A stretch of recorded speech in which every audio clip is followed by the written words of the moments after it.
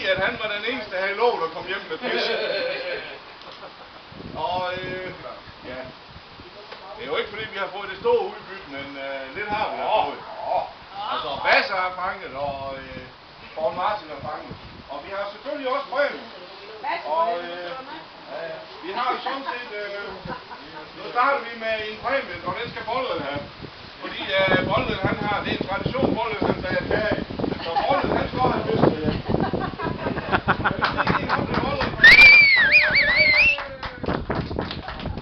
Så har vi en anden plads til Paul Martin. Han skal selvfølgelig også have lidt mere fisk med hjem, fordi han fanger da trods alt en fisk. Og så har vi jo Basse, som jo nok må betegne som der vinder. Og til Basse har vi også lidt. For det første har vi jo sådan en fisk. Og så har vi jo fået lavet en pokal. Abner MC's vandrepokal.